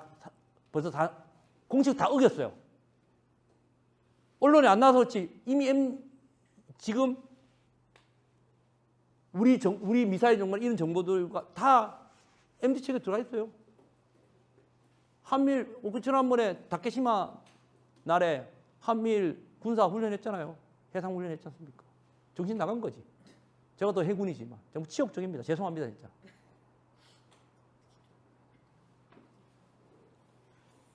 자, 그 그림을 놓고 보세요. 그러면 이제 강제징용이 나옵니다. 다음에 뭐가 맺혀지겠습니까? 1년 내에 악사 맺을 겁니다. 저 예언합니다. 악사 맺는다고 아까끓일 겁니다. 그리고 그 사이에 이게 아까 말했죠. 2015년 12월, 2016년 11월 이거 이번에 했죠. 이거 올 말이나 내년 초쯤 이거 걸 겁니다. 그러면 요 중간에 사드 사이드가 있었는데 요 중간에 뭐가 있겠습니까? 군사적 뭐가 있을 거예요? 뭐가 있을까요? 과연 그게 뭘까요? 예, 북도 그걸 노리고 있을 겁니다. 중국도 노리고 있을 겁니다. 한미일 군사훈련. 이번 4월 달에 하와이에서 한미일 육군참모총장이 하와이에서 만납니다. 아마 8월 달에 훈련하려고 그럴 겁니다.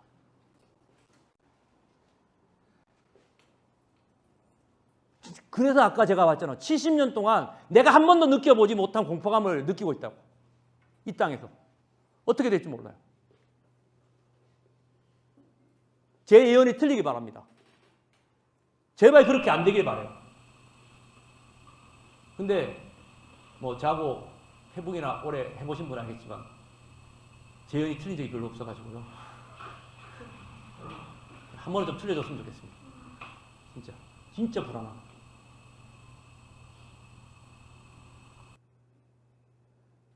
원래 상황이 딱 이 상황입니다. 다른 것도 이제 마사지 하실 필요도 없어요.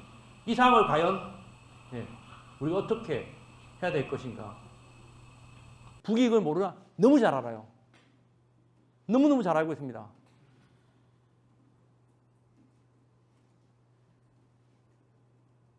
근데 북은 되게 바쁘거든요, 솔직히. 북이 이번 연초에 전원회의 때 이번에 2023년을 위대한 전환의 변혁의 해로 만들겠다고 했습니다. 2025년. 이게 뭐냐면요.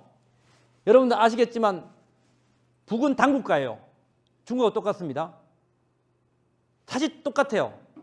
과거에 김일성 시기에는 80년대 당대하고 못했습니다. 그거는 사실 어떻게 놓고 보면 그러니까 어떻게 보면 유일지도 체제로서 이제 뭉개고 갔죠. 그리고 김정일 시대 송군정 때 뭉개고 왔습니다. 한 번도 당대 못했습니다.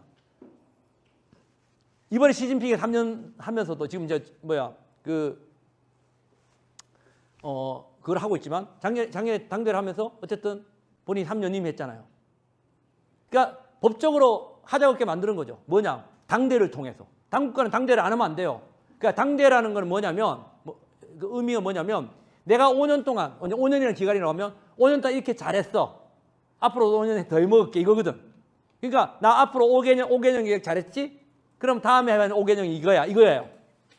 정권도 똑같잖아요. 우리 5년 동안 나 이렇게 잘했지? 나 뽑아줘. 안 뽑히면 지는 거잖아요. 똑같은 거거든요. 심판 맞는 거예요. 근데 북은 이때까지 그렇게 못했어. 근데 김정은도 그렇게 할까요? 안 할 수 없어. 김일성, 김정일 시기는 가능해. 아까 말씀드린 김정은 시기는 안 돼. 왜?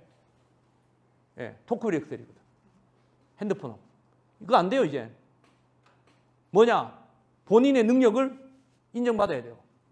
소위 옛날에 말하는 북한의 김일성, 김정일 시기는 사전 정당성, 만주벌판에 말 타고 뛰어다니는 거 오케이, 그거로 할 수 있었어. 근데 김정은은 그게 없거든. 그러면 뭐야? 그런 뭐냐면 사후 정당성이라는 거. 능력을 인정받아야 돼요. 경제적으로 그러니까 두 마리 토끼 잡아야 되는 거예요. 인민들이 갖고 있는 경제적인 욕구와 합리적 안보 우려를 해소시켜줘야 되는 거예요. 많은 사람들이 북의 당대를 1980년에 못한 이유를 경제적으로 발전을 못했기 때문에라고 표현하는 사람이 많은데 그건 반쪽만 이야기한 거예요. 경제뿐만 아니라 인민이 갖고 있는 안보적 우려까지 포함한 거예요. 그래서 북한이 지금까지 김정은 시기에 와가지고 결국은 1980년대 당대를 하고 못했다가 36년 만에 바로 2016년에 바로 제7차 당대를 하죠. 그리고 지난 2021년 1월 달에 제8차 당대를 합니다. 그리고 이제 앞으로 5년 후면 또 할 겁니다. 아마 이번에는 2026년 1월 달이 아니라 2025년 10월 달에 할 겁니다. 정상적으로 따로 이게 땡길 겁니다. 예. 그럴 수밖에 없어요. 왜냐하면 2016년 5월 달은 원래는 2015년 10월 달에 하려다가 못했어요. 중국이 안 도와줘서 못했습니다. 왜 그게 제가 주장을 하냐면, 왜냐하면 여러분들 아까 말씀드렸죠. 5개년 계획이라는 게 있잖아요. 여러분들 5개년 계획을 당대를 하고 내가 1월 1일에 한다고 그렇게 했어요. 5개년 계획을 하고 난 다음에 당대를 하겠어요. 고전에 있었던 5개년 전략이라고 있었죠. 2016년부터 했던 그 5개년 전략이 2010년 1월 1일부터 시작돼서 2020년 12월 31일까지였거든요. 근데 당대를 언제 했냐? 2016년 5월 2일이나 5월 3일 날 했죠. 그래서 사실은 그 전에 했었어야 되는데 중국이 그때 여러분들 잘 모르실 거예요. 가시면 유인산이가 갔다가 엉클어지고 12월 달에 현송월이 중국 가가지고 공연하려다가 못하고 돌아온 사건. 이게 그 사건이에요. 예. 그게 중국이 안 도와줘서 못한 거거든요. 그러니까 어쨌든 그러더라도 2016년에 했어요. 해가지고 제7차 상대에서 그 5개년 계획을 쭉 끌고 왔어요. 5개년 그다음 전략이었죠. 그 5개년 전략이 어떻게 됐습니까? 실패했죠. 북한 김정은 위원장이 2020년 9월 달에 깔끔하게 뭐 실패는 단어는 안 썼지만 깔끔하게 인정했습니다. 그리고 어떻게 했죠? 야, 한 번만 더 기회 달라. 식으로 이제 해서 다음으로 넘어갔죠. 그러면서 그 자리에서 바로 내년 1월 달 당대 하겠다. 당대를 하겠다. 해서 바로 당대를 열었죠. 그러면서 그 당대에서 5개년 계획을 발표했어요. 지금 이제 5개년 계획을 하고 있습니다. 그러면 5개년 계획의 회기 연도는 총합 기간은 언제겠습니까? 2021년부터 2025년까지입니다. 그러면 2025년 통상 한 10월 달쯤 끝내서 이제 하겠죠. 그럼 2025년은 그냥 총괄 기간이에요. 그럼 4년 기간입니다. 벌써 반 지났어요. 생각해 보세요. 지금 목표치 예를 들면 내가 5년 동안 경제 성장률 몇 퍼센트, 1년 국민 성장률 몇 퍼센트. 여러분들 아시겠지만 5개년 전략서 보셨어요? 원문 못 보셨군요. 2016년에 나온 북한의 5개년 전략서를 보면요. 황당해요. 황당하다기보다는 북한이 욕심이 너무 심했어. 수치를 너무 높게 잡았어. 높게 잡았다기보다는 이제 김정은 위원장이 의욕 있게 팍 쐈어. 근데 그게 안 된, 그게 이제 바로 2016년부터 2018년의 비밀이에요. 뭐냐면 2016년에 그걸 1월 달에 시작한 거는 분명히 2015년에 만들었을 거 아니에요. 그죠? 근데 2016년에부터 이 5개년 이게 안 된 사건이 터졌어요. 첫 번째 뭐가 터졌죠? 북한이 이때까지 11번의 제재를 두드려 맞았는데요. 나머지 앞에 있는 제재는 사실 별로 의미가 없었어요. 바로 2016년에 받은 제재 4번이 최악의 제재였어요. 본인이 만드는 5개년 전략에는 2016년의 제재에 대한 예측이 없었던 거지. 계산대에 없었던 거예요. 사실은요. 없었던 거예요. 그게 두드려 맞았어요. 그 다음 코로나 터졌죠. 뭐 그런 게 있었죠. 그러니까 이게 컸어요. 그래서 김정은 위원장이 2020년에 그 5개년 전략을 마무리하면서 이런 이야기를 해요. 남 탓하지 마라 그래요. 그대로 나옵니다. 남 탓하지 마. 그러니까 뭐 제재 탓하고 뭐 이 탓하지 마. 뭐가 제일 큰 문제냐고 그런지 아세요? 계획을 잘못 잡았어. 계획을 잘못 잡았어. 북한이 한 말이에요. 계획을 잘못 잡았어. 그래가지고 2021년에 그 5개년 계획할 때 막 조별로 모여가지고 할 때 그 계획을 현실적으로 잡는다고 되게 또 낮게 잡았거든요. 재밌는 거는 고르고 한 달인가 있다가 또 소집됐잖아요. 계획을 너무 낮게 잡았다가 박살났잖아요. 재밌는 일이 많아요. 사실 북한을 보다 보면 진짜 재밌는 일이 많습니다. 이 보면 어쨌든 그러니까 북이 막 바둥대고 있는 거예요. 사실 바둥대고 있는 겁니다. 지금. 근데 2016년에서 그 사건이 터져서 그러면 여러분들 여러분들 입장에서 두 마리 토끼를 같이 잡아가는데 같이 갈 수 있으면 좋은데 옛날에 국방경제병진 노선인데 이제 핵무력하고 경제병진 노선을 가고 있었어요. 이런 상황에서 안보라는 토끼와 경제라는 토끼 두 마리를 잡는다고 하면 여러분이 김정일 같으면 어느 토끼부터 먼저 잡겠어요? 일단 안보를 먼저 잡았어요. 맞죠? 그래서 2016년, 2017년 뭐 경제를 뒤로 밀어놓고 뭘 했다? 바로 핵실험을 하고 핵무기 개발해서 2017년 11월 29일 핵무력 완성을 선포하게 됩니다. 2년 만에. 예. 그 그림을 그립니다. 근데 이제 2년 그리고 이제 앞으로 2018년 남았죠. 자, 2년은 날리는 거고 제재까지 있어요.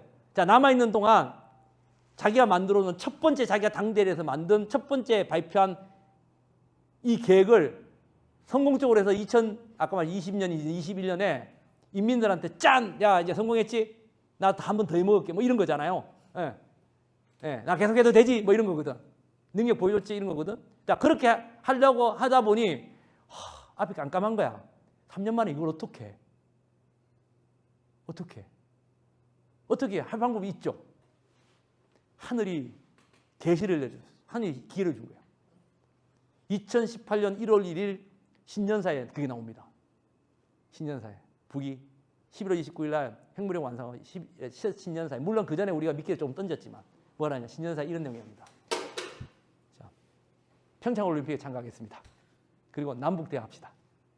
돌파구를 거기서 찾은 거예요. 그거를 우리 왜 그러냐? 평창올림픽이, 그 다음에 우리 촛불 정부. 김정은 입장에서는 그 다음에 하나 더 있었어요. 미국의 또라이. 왜냐면 탑다운이 되거든. 군수, 의회 신경 안 쓰고 본인 느낌대로 딱 소위 말해서 빅딜이 가능한 대통령이 미국에 생겼거든. 미국 역대 이래 저런 대통령이 앞으로 두 번 다시 나타날 기회가 나타났거든. 이 기회를 놓치면 안 된다고 생각할 거야. 그래서 저는 이 2018년을 김정은 위원장의 외도라고 이야기합니다. 그러면 김정은 위원장이 서희 정말 순진하게 착각한 거지. 저도 착각했어요. 저도 김정은 똑같이 생각했거든요. 난 될 거라 봤거든. 근데 세상 그렇게 쉽게 돌아가지 않더라고요. 예, 우리도 용기를 못 냈고 가장 큰 거는 역시 또라이가 맞더라고. 트럼프는 안 되더라고. 예, 안 되더라고. 어쨌든 그런 상황이 2018년에 벌어졌죠.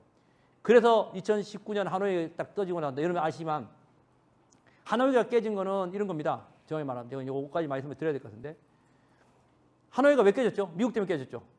미국이 뭘 안 받았습니까? 그래서 아까 말씀드렸잖아요. 김정은 위원장이 하노이에 깨는 카드가 뭡니까?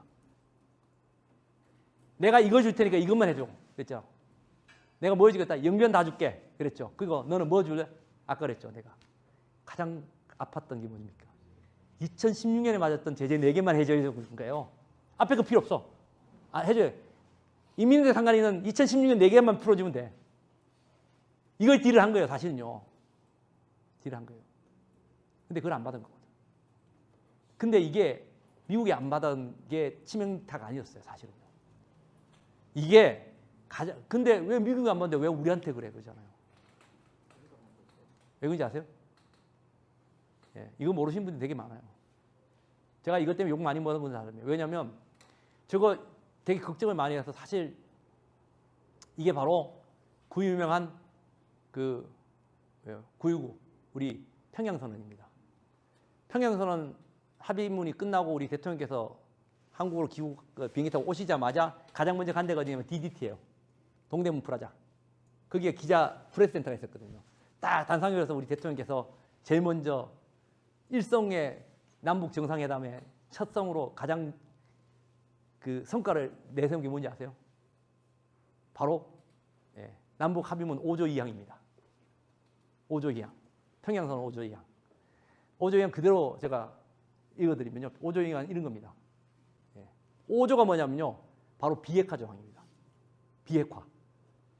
남북 정상이 처음으로 구체적 비핵화 방안을 남북 정상 간에 합의한 거예요. 엄청난 거 아닙니까? 미국도 아니고. 거기 어떤 내용이냐? 5조 2항이. 싱가포르 정신에 따라 미국이 북한에게 상응 조치를 해주면 북한은 영변을 전격적으로 폐기 및 그 이상을 한다라는 조항입니다. 싱가포르 정신에 따라 미국이 상응 조치를 해주면 북한은 영변의 완전한 폐기와 그 이상을 한다. 이 조항이 바로 어디 들어있냐? 평양선언에 들어있습니다. 우리 대통령이 약속한 거예요. 거기에 미국이 상응 조치하는 간로하고 제재입니다. 사실은요. 우리 대통령이 약속을 한 거예요. 오케이, 내가 미국 소식 들어갈게. 중재자로서, 소위 말해서 중매장이로서 이런 거예요. 오케이, 내가 미국이 열쇠 3개 갖고 할 테니까 너도 3개 내놔, 이거거든요. 확실히 납니다, 형님. 그래서 뭐 했습니까? 김정은 위원장이 15만 군중 앞에서 연설하게 줬고 백두산 데려가 준 겁니다. 형님 감사합니다. 부르면서 나오고 아마 속으로 김정은 위원장은 가슴이 뛰었을 거예요. 야, 드디어 내가 첫 번째 맺었던 5개년 계획 전략 이제 성공하는구나. 그런데 하노이에서 싸게 맞았거든요. 하노이에서 67시간 기차 타고 갔습니다. 67시간 안 될 거 알아서 갔습니까? 된가라고 생각하고 가는 거예요. 왜? 우리 대통령 믿었거든. 우리 대통령, 우리 청와대 그날 박수 칠 준비하고 있었어. 저 그날 MBC 앉아가지고요. 저도 합의문 잘 될 거 방송 준비하고 생방송하고 있는데 퍽! 방송을 못 하겠더라고요, 나 그날. 와, MBC 앉아가지고. 근데 제가 대통령 오셔서 그거 했을 때 제가 공식적으로 그 이야기를 했어요. 5조 이하을 문제시켰어요. 독소 조항이 될 수 있다. 그거 해가지고 제가 박살 났거든요. 그러니까 제가 입이 보살이에요, 이게. 이 주둥이가 이게 못됐어. 이 떠들면 안 돼, 내가. 그래서 북이 그게 터지자마자 그 다음 나온 말이 이건 겁니다. 예. 능력도 안 되면서 중재자 하지 말라고. 그러니까 이런 겁니다. 뭐 표현을 좀 이상하게 했는데 어쨌든 중매쟁이가 남자 여자 붙여놓고 있는데 평생 저 집안 남자들은 못 믿는 거야. 그러다가 중매쟁이가 이번에 저쪽 집 남자 저거는 진짜 진국이다. 믿어도 된다. 그래가지고 갔는데 싸대기 맞은 거야. 그러면 이 남자가 믿겠어요? 중매쟁이가 믿겠어요? 지금의 사태는 그 사태예요. 윤석열 사태가 아니에요. 이해되세요? 북이 등을 돌린 사태는 본질을 아셔야 돼요. 죄송하지만 거기에 이제 더 기름을 붓고 더 지금 달리고 계시는 분이 이제 이 상황이지. 예. 현재 상황이 이런 상황, 대단히 어려운 상황이에요. 어려운 상황입니다. 예. 30분이 다 됐는데요. 어찌되었든 저는 뭐 읽어보시고요. 궁금한 보여주지. 진짜 10%밖에 못했네요. 어쨌든 뭐 이번 정부 읽어보시면 대충 알 겁니다. 이번 정부는 어떤 내용이라는 거. 예. 요거 말씀을 드리면 좀 뜬구름 잡는 소리인데요. 예, 잡는 소리인데 제가 오늘 그림을 가져오지 않았는데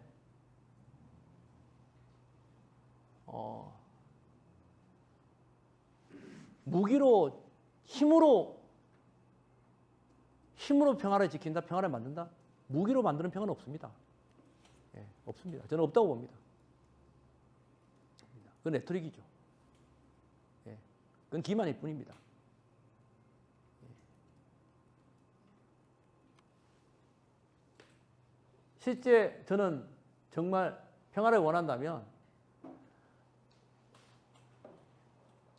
감히 저는 이렇게 말합니다. 우리 대통령, 지금 대통령이 아니고 지난 대통령이 2020년 6.25 한국전 50주년, 70주년 기념사에서 한 얘기입니다. 1인당 국민소득이 북한보다 23.5배가 많고, 예, 23배나 많고, 그 다음에 국가 예산이 한 40배가 많고요. 경제, 수출 경제 규모가 300에서 400배가 우리가 더 큽니다. 그날 6.25 기념사에서 했던 말이에요. 그러면 그 다음 말이 뭐랬냐. 우리는 이제 뭐라고 해요? 그 말은 안 하셨어야 되는 말이 했어요. 뭐냐면 우리는 이제 체제 싸움에서 우리는 승리했습니다라는 말 했죠. 그때. 참 좀 물론 6.25 때 하실 수 있지도 하는데 굳이 그까지는 안 나가요. 어쨌든 우리가 체제 간의 경쟁과에서는 우리가 승리했습니다라고 하셨습니다. 오케이. 그거 좋다고. 그러면 여러분들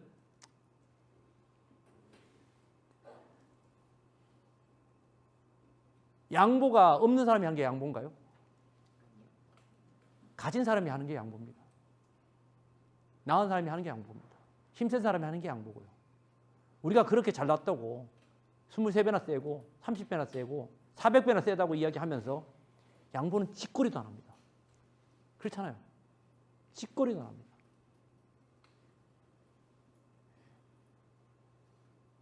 뭐 무조건 뭐 그를 그대로 믿으려고 하죠. 너무 선의를 믿을 수는 없지만 어쨌든 저는 일방적 조정, 우리 스스로가 뭔가를 할 수 있는 게 분명히 존재한다고 봅니다. 그렇다고 일방적 조정이 저는 지금까지 남북관계와 똑같아서는 되지 않는다고 봅니다. 지금까지 남북관계는 대단히 상호주의적이었습니다. 무슨 과연 진짜 한 체제가 사라지는 것이 만통일일까요? 저는 그렇지 않다고 생각합니다. 어쩌면 70년 정전협정이 70년이 됐고요. 분단은 그보다 더 오래됐죠, 사실. 정전 70년 이 상황에서 판문점 군사 분계선이 가려고 철책이 갈라놓은 게 땅덩어리고 과연 제도 법만 갈라놓은 걸 걷고 법과 제도를 합친다고 우리는 통일이 되지 않는다고 봅니다. 70년의 세월의 동안, 70년 이상의 세월 동안 우리가 갈라진 거는 어쩌면 땅덩어리와 제도가 아니라 마음이라고 생각하고 사람이라고 생각해요. 예. 어쩌면 사람의 통일과 마음의 통일이 정말 중요하다고 생각합니다. 그래서 우리 스스로가 그 뭔가 통일에 대한 생각, 평화에 대한 어떤 생각 자체를 우리 사회부터 좀 바꿔야 되는 공부를 하고 바꾸고 하는 것들을 우리 시민사회 또 우리 여기 결의 하나가 이제 해 나가야 되지 않을까. 이게 우리가 어쩌면 앞으로 5년일 수도 있고요. 10년일 수도 있습니다. 북한하고 대화를 못할 시기가. 그 기나긴 남북한의 단절의 시기에 우리가 포기하지 않고 준비할 수 있는 길이 아닌가라고 생각이 됩니다. 이거로 강의를 마치겠습니다. 질문을 안 받고 마치겠습니다. 죄송합니다.